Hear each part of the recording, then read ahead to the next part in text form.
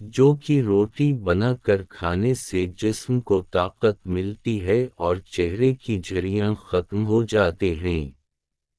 رات کے وقت دہی کا استعمال کرنے سے معدہ خراب ہو جاتا ہے۔ ہر روز چقندر کھانے سے پرانی کھانسی سے بھی نجات مل جاتے ہے۔ مکھن کو ٹھنڈا کر کے 1 چمچ کھا لینے سے بدن کو گرمی نہیں لگتی۔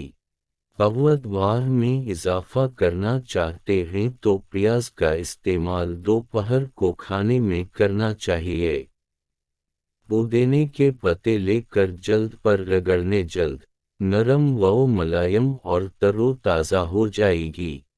ہیڈ شہوت میں کمی آنے لگے تو بادام اور چلوغوزے کا حلوہ بنا کر کھا لو۔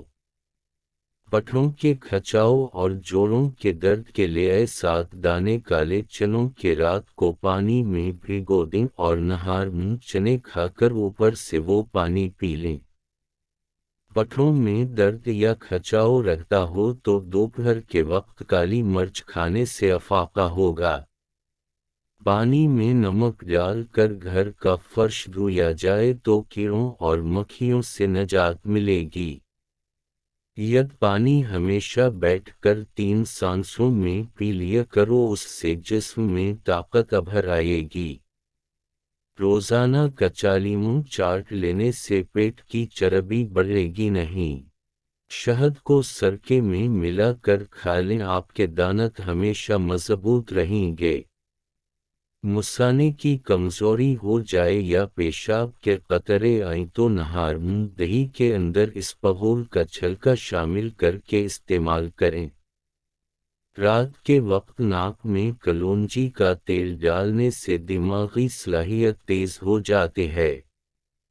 معدے کے السر کے لیے 1 عدد لونگ روزانہ صبح چبا کر ہمراہ پانی پینا بیحد مفید ہوتا ہے۔ بڑا گوشت استعمال کرنے سے اگر آپ کو قبض ہو جاتی ہے تو رات کو اسپغول کا چھلکا 1 گلاس دودھ میں شامل کر کے پی لیں۔